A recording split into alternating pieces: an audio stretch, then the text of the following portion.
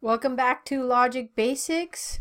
Today we're going to learn how to classify propositions. So last time we looked at the form of a proposition as having a subject, a copula, a predicate. We went over this section, curiosity killed the cat. We added a copula to each of these. So remember, put each of the following in logical form. And hopefully you've done that. Now we're going to move on this handout to classifying each of the following propositions as A, E, I, or O. To refresh your memory what A, E, I, and O are, I'm going to draw your attention to the What Are Judgments handout, where we went over this a few lessons ago, and we talked about all S is P as the universal affirmative A statement, no S is P as the universal negative E statement, some S is P as the particular affirmative I statement, and some S is not P as the particular negative O statement. So you need to know this. A, E, I, and O. All is A, no is E, some is I, some is not is O, and then we had the tricky O's. So remember those. Now when we get to this handout, we're asking to put an A, E, I, and O designation for each of these sentences. Now I'm going to flip back over to hopefully my iPad. Here we go. And I have, let's see if I can fit that in the screen. I have taken a picture of this so I can draw on it and we can do some of these. So what we're doing here is asking, is this statement A, E, I, or O? And we have to identify four pieces now. The quantifier, which is the quantifier may be all, every, no, none, some, and some. Because these are, or it could be most. Like look at this one. Most. Is that particular or universal, do you think? Sorry, I'm looking down. I have to use this iPad to draw on. All right, so we are going to be looking for the quantifier, the subject term, which we called the S term, the copula, which we were saying is a C. We're going to designate C for copula, and P for predicate. So what I would suggest is just printing this handout and going through. Here I'll start with every animal is mobile. So I'm going to start with identifying my copula. The is the copula. So let's put a C for copula. So animal is my subject term and mobile is my predicate term and every is my quantifier. So I'll put a Q for quantifier. Now, given the form of this statement, how can I classify it? Is this an A, E, I, or O? Well, remember, the quantifier tells us this is an every, so this is an A statement. So our answer is A, okay? Now, notice on this handout, too, let me draw your attention to this. It says, if you wish to use subscripts to denote indefinite, singular, or circumstantially quantified propositions, you may do so. I'm going to suggest that this is for the logic enthusiasts. We don't have to do this right now for the purposes of identifying an A, E, I, and O statement. But just to let you know, sometimes a proposition is a little more specific than just A, E, I, and O. Sometimes it's here, let me give you some examples. Indefinite doesn't have a quantifier, and usually those are universals. Here, cancer is not incurable. That is an indefinite. That doesn't have a quantifier. Where's another? A singular. Singulars have the. So let me see. The isosceles triangle. Sorry.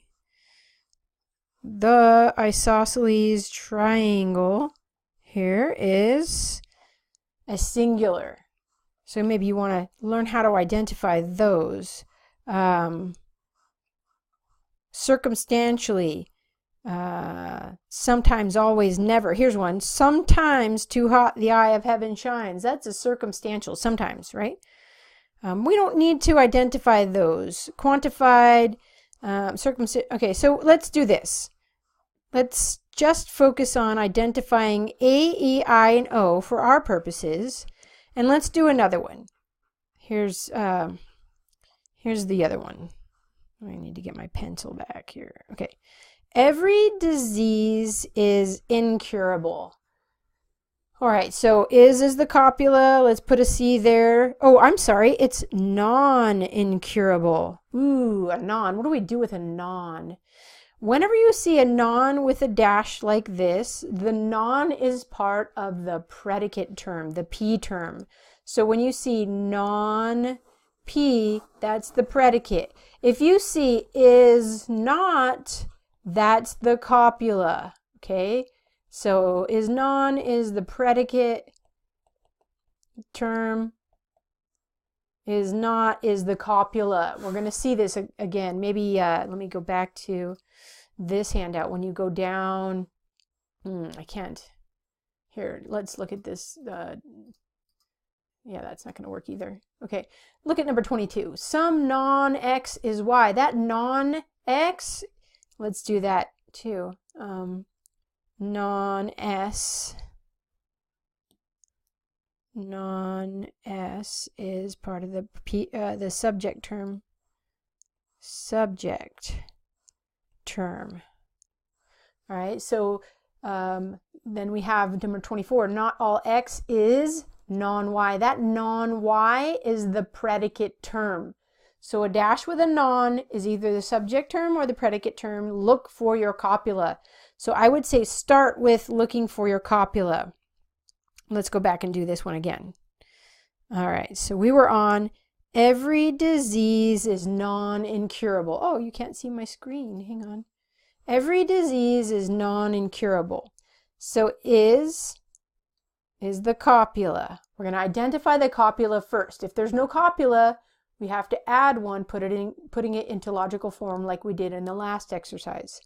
Okay, non-incurable is our P term, disease is our S term, and every is our quantifier. So now we have every is. What's that? A, E, I, or O? That's an A. All is, right? Every is. Now you see how this goes, right? We're going to look for our quantifiers. There's a quantifier, our copula. There's a copula, there's a copula, is not, there's a copula, there's a copula. And then from there, subject term, predicate term, quantifier. That should tell you when you have the quantifiers, subject, copula, predicate, you should be able to determine whether this statement is A, E, I, and O. That is now your homework. Can you identify A, E, I, and O for each of these? All you need to do is answer this. A, E, I, or O. Sometimes you will see another R in there, A-R-E, R, like a copula. Let me give you an example of one. Let's see. 15 is the square root of 200. Okay, that's not it. There's got to be another one here where there's an R.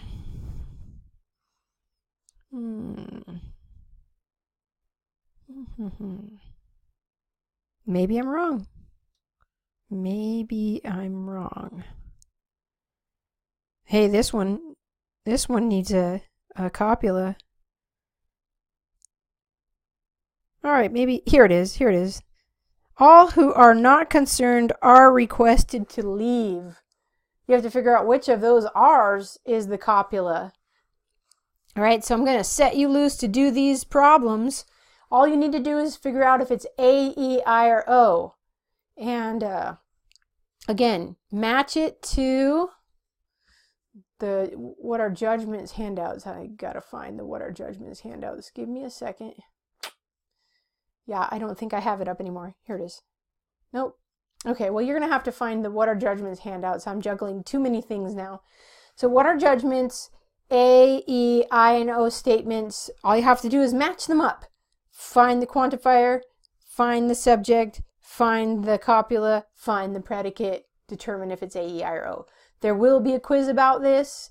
If you have questions, email me. All right, next time, we're going to go to the square of opposition. We're going to put judgments on the square. It's going to be exciting.